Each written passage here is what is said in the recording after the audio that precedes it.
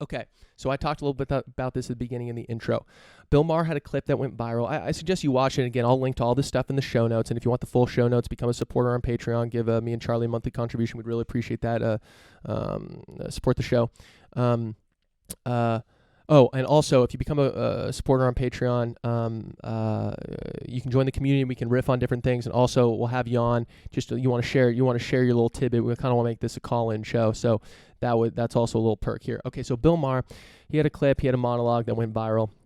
It was talking about, he was saying why don't we call it the China virus? We've called other viruses based on where they're from, and this is from China, and it's from their practices. It's from from their Fukin wet markets he talked about, and their disinformation allowed this to spread. He's like, this isn't racist. This is just, we call it what it is. It's from China. It's a virus. That's what we'll call it. So the monologue is good. It's clickbaity, and I see what the guy's getting at. But here's the thing: I think it distracts from the debate. The issue is not whether we need to call it China virus or SARS-CoV-2 or just call it COVID-19, which is the disease, which is what we pretty much settled on. I don't care so much what we call it, because I don't think calling it this was China's fault virus will absolutely affect any policy. What we need to do is talk about how can we prevent something like this from happening again. How can we? That's what's gonna reduce the chance of a future pandemic. So we're gonna talk about the wet markets a little bit, but where it's thought that this came from. But we're gonna talk for a second a little bit about what China's been doing in their disinformation campaign. Okay, so we're gonna and why Trump withheld funding. I think we were giving the World Health Organization $120 million a year. He's withholding that now.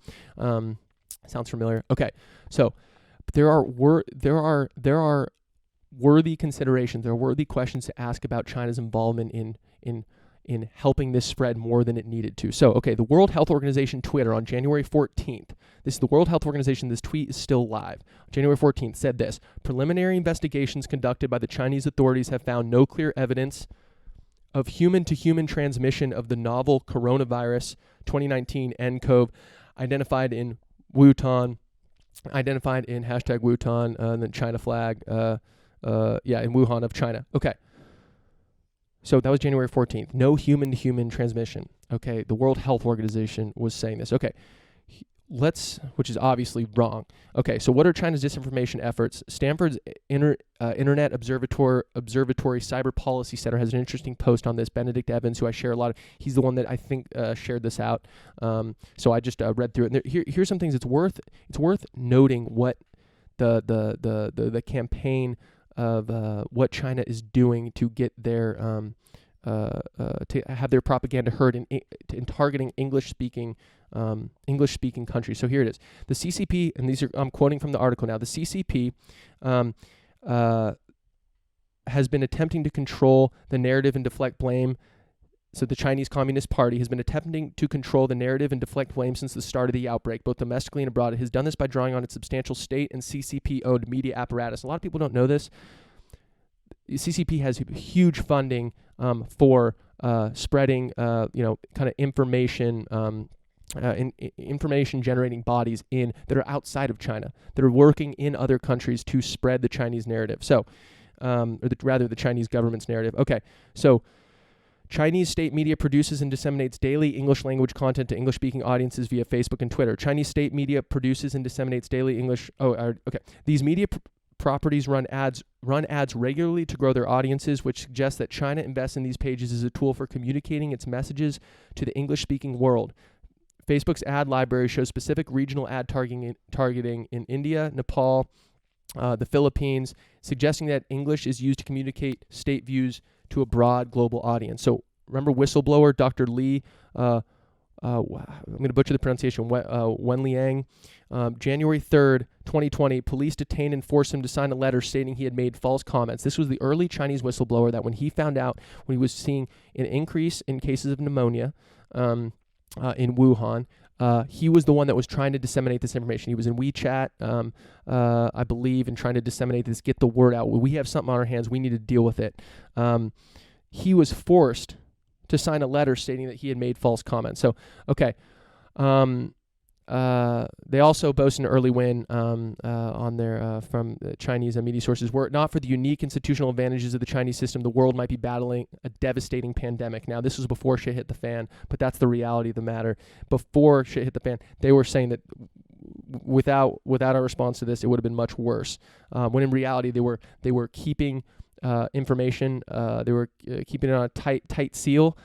They had the World Health Organization. They were telling the World Health Organization that humans were not transmitting this to each other. That was January 14th that the World Health Organization released that. So that's just an interesting thing. Also, the Chinese Foreign Ministry spokesman Zhao Lijiang said this in a tweet, and I quote, "The tweet is still up. CDC was caught on the spot. Center for Disease Control, the U.S., that's a U.S. institution. When did patient zero begin in U.S.? How many people are infected? What are the names of the hospitals? It might be U.S. Army who brought the epidemic to Wuhan. Be transparent. Make public your data. U.S. owe us an explanation." And this was after that China recently just adjusted their Wuhan death toll. I believe it was Wuhan, or total death toll of coronavirus just the other day, a few days ago, by 50%. It just completely jumped because, I mean, there were early indications of this early on that a lot more people in China were dying than were previously reported. So it's just, and I was dogging this 2 weeks ago. I was dogging this 3 weeks ago. Anyone that was saying the China numbers from China, I was like, The Economist, New York Times, these hard-hitting publications were just taking their numbers at face value. I was like, can you not put an asterisk and say we don't know what the fuck they're doing? This is a dictatorship. Full stop. This is a dictatorship that controls the flow of information and spouts its propaganda abroad. This is it's not an institution that you can trust here. And early on, they proved that they were trying to reduce the flow of information about what was actually going on. So, does that mean we have to fucking call it the China virus? No. That means we have to look at these clear indications on what China did and how we can improve on early pandemic outbreaks in the future.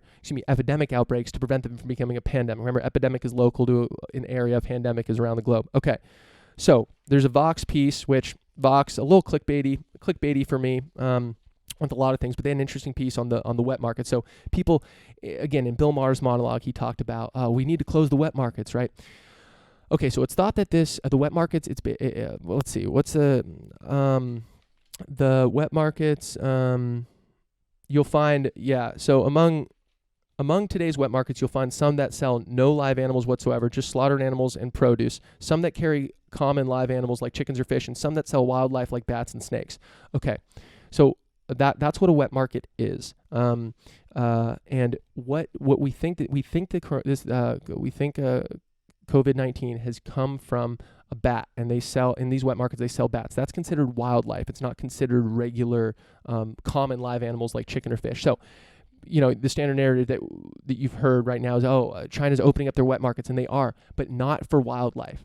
So they're allowing the sale of chicken and fish that we know of, right? That we know of.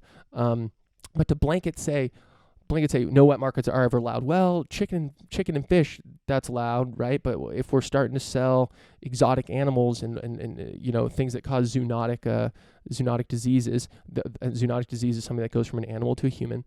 Those are the things we need to absolutely shut down. But it's not binary, right? There's it doesn't mean all wet markets need to be shut down. It means that we probably, wildlife should not be sold, like bats and snakes and things like that, because that can have a huge virus can jump from one of those to a human, and that can cause an epidemic. There's other viruses that have been like this before. We talked about them on the show. HIV is a zoonotic virus. Ebola is. These are things that come from animals and jump to humans. So these wet markets, again, it's not about do we call it China virus or not. It's about how can we prevent this from happening in the future. And I think one clear way to do that is allow wet markets, but don't allow the sale of wildlife, bats or other exotic animals, because that could increase. Or if you're going to do it, have it in a completely separate environment. Have it be very controlled. And I don't exactly know, but it is a reasonable question to say, how can we prevent this from happening in the future? So these are the things we need to talk about, not what we call the fucking name of the virus. It takes oxygen away from the conversation we need to have. Now, granted, I know Bill Maher's a platform. He's trying to raise awareness, and sometimes you got to be clickbaity. That's how it works. But I'm just trying to steer this into a more productive conversation.